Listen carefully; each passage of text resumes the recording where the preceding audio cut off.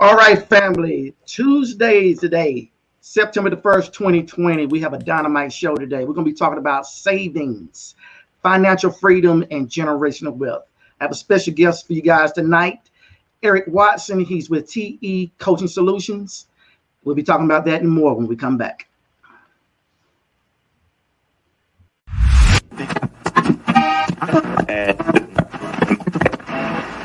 You are now tuned into Urban Voice Media.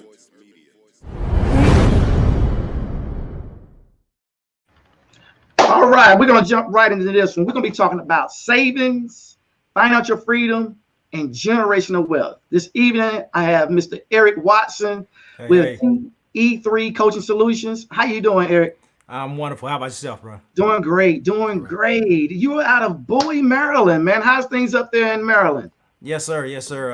Everything is, I guess, as good as it can be, considering everybody's all locked down. But we're managing. We're managing. So everything's great up here. I know my mom, she's up that way. I was speaking to her yesterday, and she said that you guys are getting a lot of rain, a lot of bad weather up that way. Everybody secured down? Everybody's good. We had that storm that that hurricane. It came on up north, but it wasn't quite as bad as everyone had it down south. So we feel fortunate up here. So we're good. Sounds great. Well, we're gonna be talking about savings, financial freedom. Yes, Everybody sir. wants to be free from something that's been holding them tight, in that generational wealth.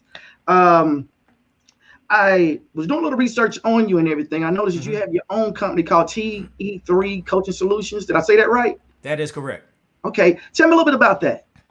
So TE3 Coaching Solutions is a LLC that I formed so that I could take on clients and coach them as a financial coach through whatever situation they may be encountering. So whether it be debt reduction, trying to save, trying to get to that point where they are ready for their retirement and those type things.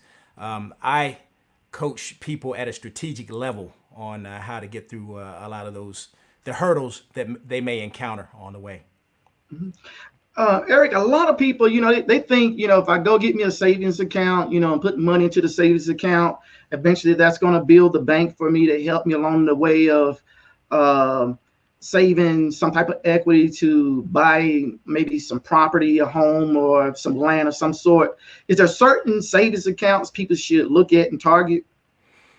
If it's just savings in general, you probably want to shoot for a money market type account because those have a higher yield than your standard savings accounts, and they're still liquid. Now, there are differences in opinion with regard to whether you want something with a higher return, and that you would roll into investments at that point. But if you're strictly looking at savings, you want to look at something along the lines of a money market type account. Is there a such way, like some people, they say, hey, I'm gonna get me a savings account, and I'm going to be strategic with making sure I put $50 in a week or $50 in every 2 weeks, and then something comes up to where they can't do it and they go back to dipping into the account. Is there some type of setup they can set to where they can't touch it unless there's a penalty of some sort? Well, okay, so let me to back off that a little bit, to talk about how I actually teach folks that are my clients more of a systematic approach to getting to that point of saving. So first of all, I coach folks to save that $1,000 up front as an emergency savings. So that's something that you want to have liquid. You want to be able to touch it. You want to be able to access it when you absolutely need to. Not when you want to, but when you absolutely need to. So you have that $1,000 there, and then systematically pay off all your debt. And that's the one piece that, a lot of folks tend to overlook, but pay off all that debt and then get to a point where you have a larger emergency savings of 3 to 6 months of your monthly earnings. 3 to 6 months of your monthly expenses, so that you have that cushion just in case something happens. So to directly answer your question, I don't think you would want to have money in savings per se that you can't touch I think if you want to put it in savings, you want to be able to get at it when you actually need to get at it, and you want to have that savings liquid. Now, if you want to talk about how you want to grow that money a little bit more, then you might want to be looking at investments later on down the line after you have that 3 to 6 months of savings in place. Okay. Okay. That's great. I'm sure there's a lot of people who really, really would appreciate that answer. Um, what's for people who want to start saving, they want to start a budget. Should they sit down and say, I have a budget. The budget I'm going to start is going to help me. It's not going. The budget won't take away from my household. It won't take away from my groceries. It won't take it from my little necessities that I want and everything. How should they sit down and start out a budget to where they can save? That's a great question because, first of all, a budget is the first step. That's the foundation to getting to where you want to be. When you want to get to that place of financial freedom, you have to have that budget. And I look at that budget as your basically your guidepost, and that's your starting point to guide you in a direction that you want to go in. But with that budget, when you sit down and you try to create a budget, first of all, you have to look at your historical spending. Where have you historically spent your money? As far as, how much historically have you spent on your mortgage? Historically, how much have you spent on utilities, gas, car note, et cetera, and kind of create a line item for each one of those. And then after you've created that line item, all those line items, you can go through and scratch out the ones that you don't actually need. So if you're spending a whole lot of money at the pizza place on a regular basis, you don't necessarily need to keep that in as a line item. You can scratch that out and kind of increase your grocery money a little bit so you can kind of save a little bit. Now, I think that's the primary thing with regard to having that budget is living within your means and being able to stay locked into that budget. Years ago, I had a what I call a credit repair business, and one thing I would guide people is my main thing was if I per se couldn't help remove a derogatory item off of your credit, I don't get paid because I did no work for you. It's almost like having a lawn care guy come over and just look at your grass without cutting. You ain't gonna pay him if he don't cut it. So one of the things I would tell them and I would coach them and teach them is how to make the budget, because I didn't want them to come back to me. I wanted your credit to be nice so that you can go and make this house purchase, car purchase, but don't come back to me in 2, 3, 5 years with the same issue and problem. So as I step out of the savings and go more into the financial freedom portion of this conversation, people with poor credit or low credit scores, what programs would you advise that they should try to use to get them to the point where their credit scores is to the point where they don't have a high interest rate, which will put them back into the burden of financial debt? Okay, so this is where the mindset piece comes in place, right? Because I'll give the unpopular answer in that people who have low credit scores, unfortunately, most of the time they have a low credit score for a reason, right? So as far as going to a program to try to raise their credit score so they could incur more debt, I do not recommend that at all. All right. So my recommendation is if you would like to get your credit score down, systematically pay off your debt, pay everything on time, and make sure you make some extra payments where you can on some of that debt. And your over time, your credit score will go up. But what I'm not a big fan of is trying to raise someone's credit score, instantly. So, they go for, as an example, from a 500 to a 700 or a 750, so they can go out and get a loan, which they're probably not prepared for at that time. So what I always recommend for my clients is they systematically pay off their debt, and that credit score will come up over time. And I agree with you 100% on that, Eric, because what I found as I go back and I think about what you just said, I found they didn't learn their lesson. Mm-hmm. They put themselves in that over a period of time, but by having credit repair companies to come and boost them, like mine was back in the early 2000s, we did nothing but really created a bigger animal than what they were. Yeah. So And if you put yourself in a bad situation, and then you get to a point where you can, get another loan, you're just deepening that bad situation. You're making yourself worse off than you could have been by getting your mindset right. And you know what? Savings and financial freedom is all about a mindset, really. If you get your mind wrapped around it, then you can defer, and it's a lot about deferred gratitude, right? If you right, can defer all those things and you can hold off, you can get to that place. But we are, we live in a microwave society right now. We all want it right now.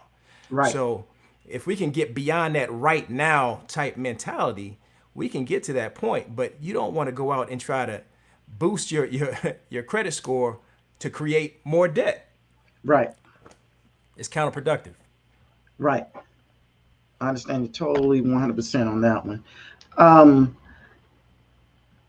I kind of like when I was sitting down, I was thinking about you and thinking about the interview. I was thinking about what company should we advise people to go to. But as I read more and more about TG3, I said, well, hey, there's only one company they need to go to. They need to come to you.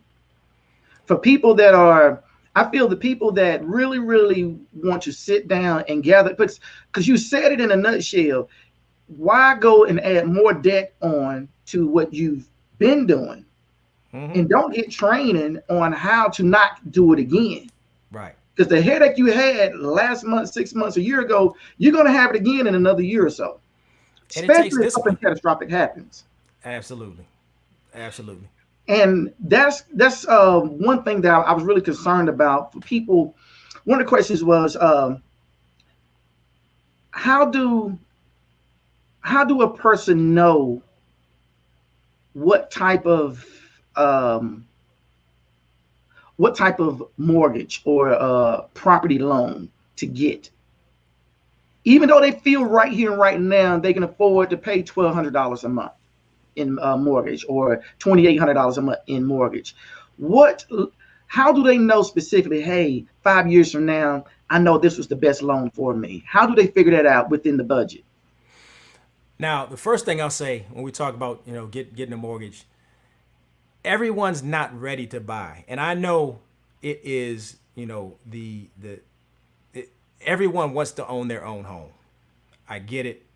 I've been there, and I've rented on occasion before, but everyone's not ready. But when you are ready, what I would recommend is get yourself to a position where you can afford a 15-year fixed rate mortgage.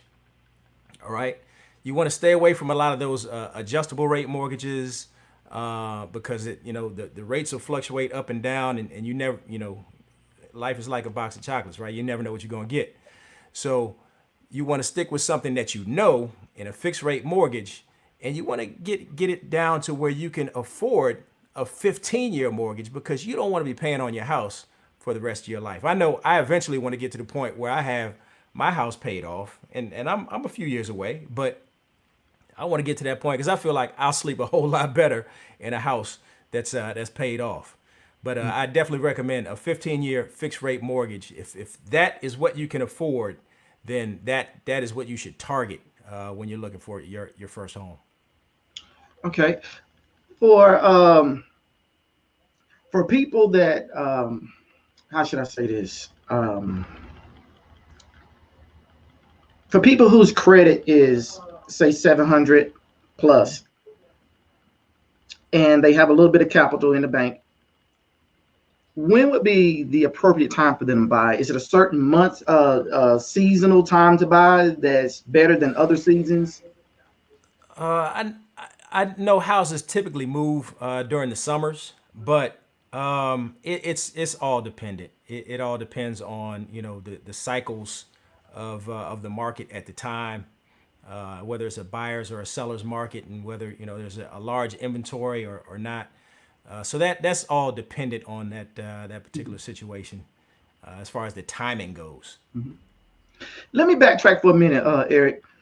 Going back to savings and budgeting, how easy is it for someone, say 60 years, 55, 60 years old, who's never really budgeted their life? How easy is it for you to sit down with them and show them that, budgeting for something, I put it this way, say husband and wife never bought a home. They've been renting their whole life. They're 55, 60 years old. They want to buy one. How easy is it for you to show them you can do this in XYZ time if you go by this budget savings plan? I would say at someone at that age, it is a little more difficult to show them the numbers because a lot of people get set in their ways as they get a little bit older. But if we sit down and we work the numbers, and again, the foundation of all of this is a budget. And you sit down and you work out that budget, and you can see exactly where you have additional money to put towards a mortgage, or additional money that you can pull from unnecessary things as you look at that budget, and help them to visualize exactly where that money's coming from and how they would be able to do it. So it's a matter of just sitting down and crunching the numbers and looking at where they stand financially. And when I talk to folks, I say that household finance is all about two variables. It's income and expenses. All right. Once you have analyzed your income and you've crunched the numbers on that, you analyze your expenses. If you have additional revenue at the end of the month, then that is something that can be allocated to another budget line item, or to your mortgage if you can afford it at that point. So you can assess it by looking at that budget to see where they are. But to directly answer your question, for someone at that age, it's easy to show anybody how to work a budget, but it's a matter of them being more receptive to the information being presented. Right. For a young person, say 21, 22 years old, when should they start thinking about buying homes, buying properties, or should they already start thinking about it? Again, taking that systematic approach, depending on where they are financially. Like as an example, the biggest problem that a lot of young adults have right now, coming out of college at least, is student loans. Student loans is an absolute killer for young adults. I personally would recommend that once they get beyond their student loans, depending on how much they are. I mean, some people go to grad school for years and they're going to have student loans for a long time. But once they can fit that 15-year fixed rate mortgage in their budget and still be able to pay down on those student loans, I think that's an appropriate time to look at buying. But a lot of times we want to get things, before we're actually ready, because again, it's the American dream. Everyone wants to have a home, but we don't want to get too far ahead of ourselves and try to get in that home before it's reasonable. Because a lot of banks will give us loans, but that doesn't mean we can actually afford the house. Right. When it comes to generational wealth, a lot of people, they never, get to be on the receptive end of having something transcend down from their grandfather, mother, and father. As I go into the generational wealth portion, what do you actually call generational wealth? What does that mean to you? What does generational wealth mean to you? Generational wealth is my why, my reason for being in the things that I do. I have 4 kids. So generational wealth for me is being able to pass on a financial legacy to leave them in a better place than I was when I was their age. So I want to leave them debt free so they have a better start on life and hopefully it's debt free with a little bit of cream on top, or with some cash in their pocket. But I think the thing that holds so many people back is just debt, just having debt, inheriting debt, and those type things. So, and we're not taught and educated to stay away from debt. I mean, credit cards are presented to kids on college campuses. Credit cards are presented to kids at very young ages where they can't even afford to have credit. So, we're taught and educated that debt is okay. So we need to get away from that mindset and be able to leave the legacy, number one, that educational legacy, so they understand that debt is not okay, but also leave them that financial legacy so that they don't have mounds of debt to work with that they inherited from me. So that, they have a better financial start than I had, or than any of their ancestors had before them. I know. I just received a phone call several days ago where a family member, they were left. Well, let me take that back. Their family member who's passed had land and property, but they didn't have a will. So that wealth, how difficult will it be for them to now, him and his siblings, to get that wealth that their father had worked hard for, paid for, and all they got to do now is just keep the property taxes up on it. How can they now get that solely to them, to where it's not a big fight or a gamble within the courts when there wasn't a will made? Well, there is going to be a bit of I guess, a legal wrangle, so to speak, in order to get the land, just because when a will's not in place, things are distributed by the state. And so you have to deal directly with the state with regard to property that you probably should have inherited by way of a will. And you have to go through, the whole process of dealing with them. Vice.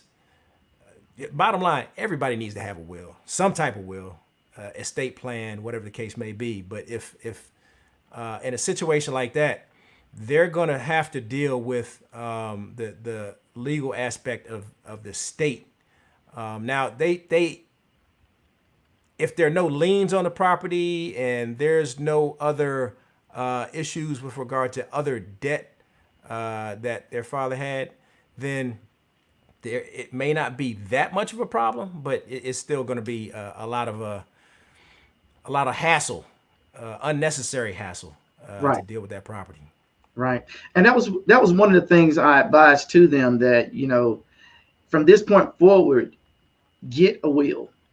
Yeah. If you don't have any children, will it to your nieces and nephews. It's not meaning you're going to die tomorrow, and we're not hoping that you do, but it's smart to have it, because if you don't, the state can end up with it, and what you going to do? Exactly. Exactly. I have a question on the board. I'm going to place it up here for us. Let's see. Sonora Thompson Scott, as budgeting for retirement for a person over 50.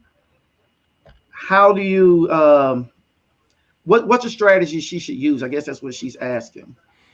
Okay. Again, I would use the same systematic strategy that I coach everyone on. First and foremost, pay off all your debt.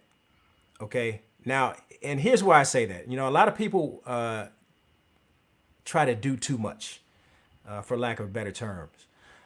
They try to pay down debt while they're trying to invest, while they're trying to build up their savings. And basically, they end up getting nothing accomplished because they're trying to get too much done at once. And that's why I always coach folks on the systematic approach, because as you pay down that debt, all right, as soon as that debt is paid down, you can do whatever you want with your money as far as investing it towards your future and towards your retirement. Now, and that's point number one. Point number two is, if you work somewhere that has some type of 401k, I would definitely make sure you're invested in that, especially if they give matching funds, because that's free money. All right, so make sure you take advantage of any matching that they have with regard to a 401k. Also, if you're able to invest in an IRA, a Roth would be preferred over a standard. But if you can invest in a Roth IRA, whereby you pay the taxes on it now, but that you will it will grow tax free over time. You definitely want to invest in a Roth. And if you do not have access to a Roth, then a standard IRA will do. But first and foremost, the systematic approach: pay off that debt first. Right. Right. I did some research and I noticed that it stated that a person's average lifespan past retirement is in between 15 to 20 years. They didn't say what demographic says to what genre of people. But my question on that one is this: is there a certain amount of money that a person should have saved up in that nest egg to where they can live sufficiently with or without Social Security benefits? That's a hard number to assess without looking at, because everyone's monthly budget would differ, right? So some people have a higher mortgage or a lower mortgage, or some people have more people in the household. So it's kind of hard to determine what that number is, but you'd have to actually sit down and crunch the numbers and look at that over time. So I wouldn't be doing my job if I were to just give a ballpark number without sitting down and looking at the numbers to see where someone is with regard to their monthly budget and their expenses from month to month. Let me ask you, Eric, most of your would it be clients, customers? Clients. Most of the clients that come through TG3 Coaching Solutions, are they short-term clients or are they long-term clients to where they're keeping in contact with you throughout life, say 5-10 years from now, they're still coming back to you and getting coaching sessions on certain things? Do you have that type of client database? I have both.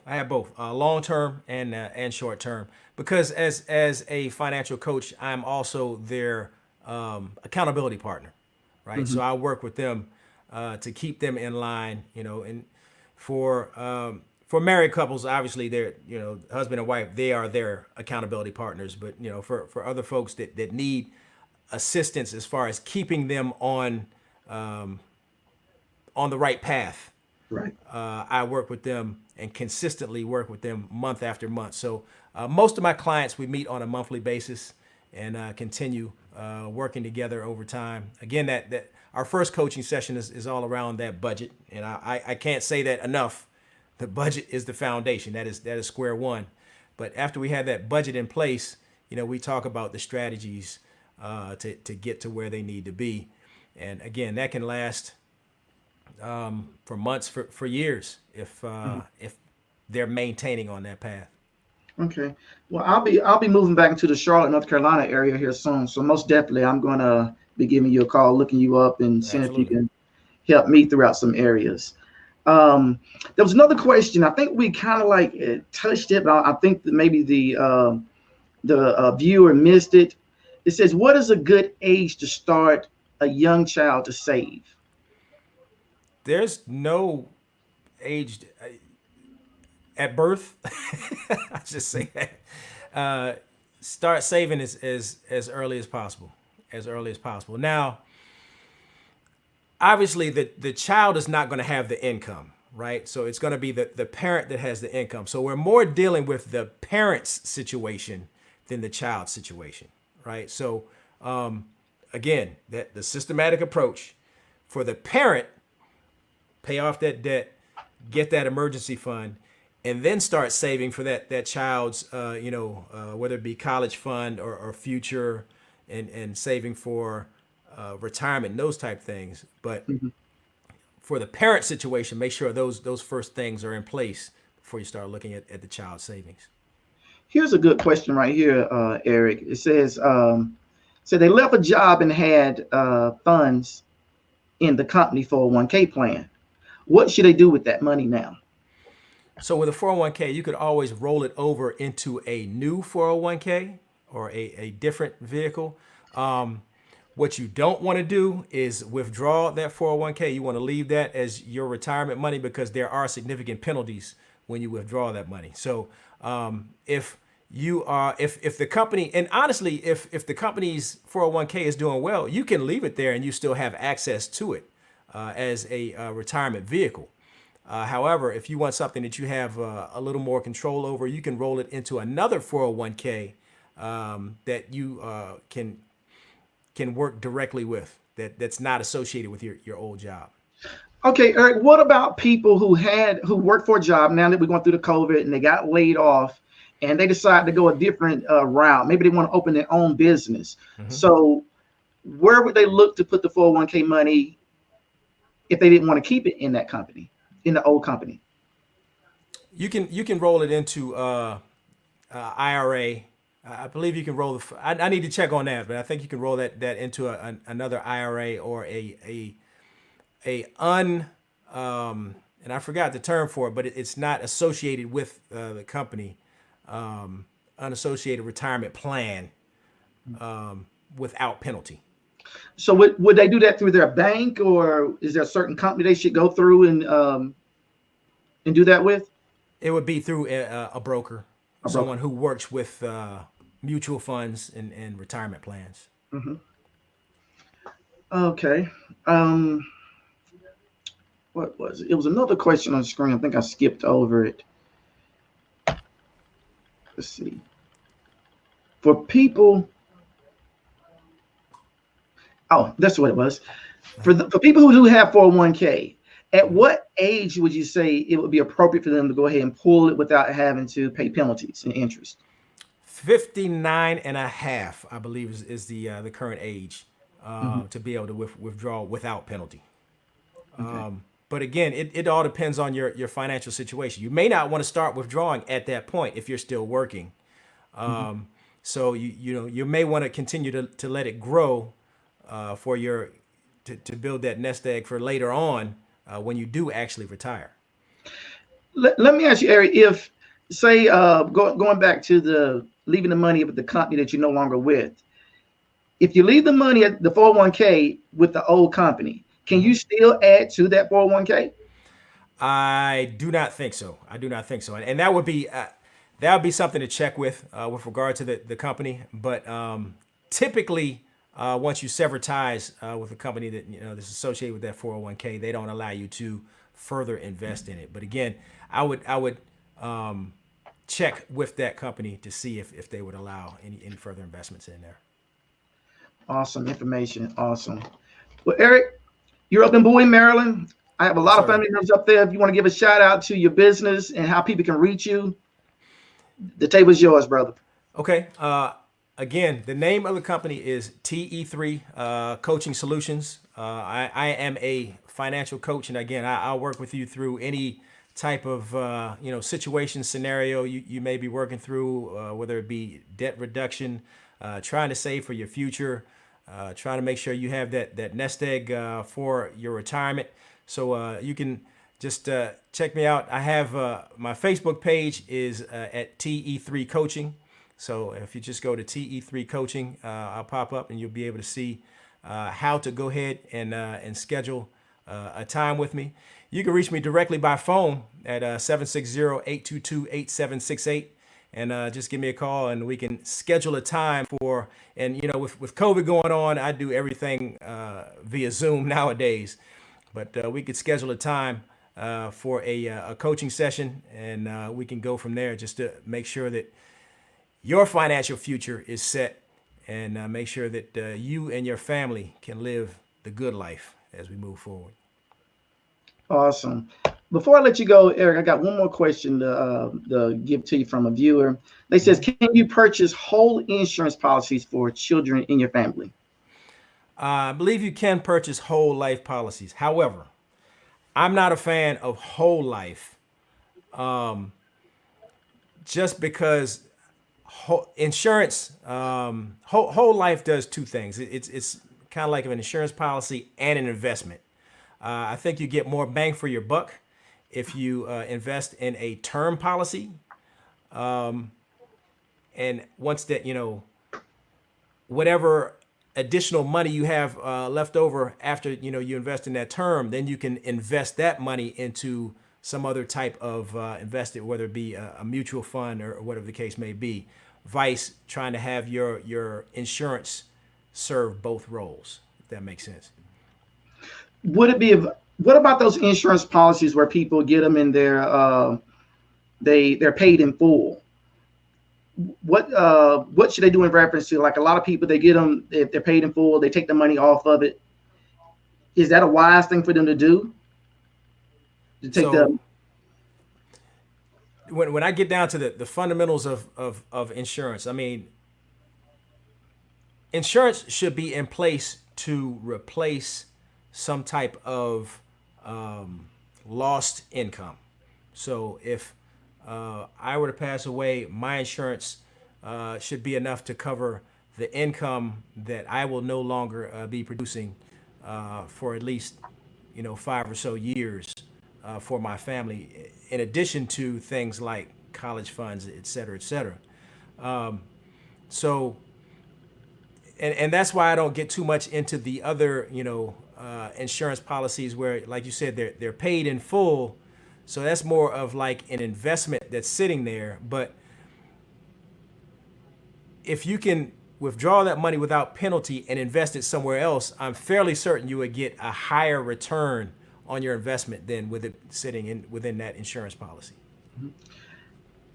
Eric, I promise you on this one, this will be my last question. I know you have other engagements you got to attend to. Not a problem. But I want to go back to something you had said earlier in reference to student loans. Mm-hmm. For the young men and women who are in college and coming out of college with student debt, what's the best strategy for them in reference to overcoming that debt to where they can move on with their life in reference to buying properties and so on? Pay down on the insurance, or excuse me, on the student loan as much as you can. Don't let it linger, because I've come across people who've had the mentality that this student debt is going to be with me forever, so I might as well just live with it. And that's the wrong mentality, because you'll never get to a place of financial freedom, being debt free, and being able to live the good life while you still have that debt lingering over your head. So my approach would be to pay down on it as much as you can over time. And what I use is called the snowball method with regard to paying on debt. And you would pay the lowest balance debt first. And after that one's paid off, then you pay the next lowest balance and the next lowest balance. And for most people, the student loan debt will be the highest balance. So just start chipping away at that and paying down on that as much as you can. On a month-to-month basis, pay 2 or 3 times as much as you can on that to get it paid off and get it out of your way, because you don't want that lingering forever. And another thing is, if there's some way for you to get that debt, if you can get it deferred in some way, get it deferred but pay down on it while it's deferred. So you're paying on principal only, and you're chipping away at that principal while it's not accruing any interest. So, and that's what I did when I was, for those that don't know, I'm a retired Marine, and when I was a young Marine lieutenant, back in the day, when you were in the Marine Corps, they would defer your student loans for a certain amount of time. So while mine was deferred, I just paid it all off. So I never accrued any interest on my student loans, because I paid it all off while it was deferred. So if there's some way to defer that loan and pay on it, that would help as well, so you're not dealing with that compounding interest effect. Sounds great. Eric Watson, I really enjoyed it. You can find them at TE3 Coaching Solutions. You heard it first here at the Roundtable session. Until next time, Eric, we'll stay in touch. Hey, thank you. I appreciate your time. Thanks, brother.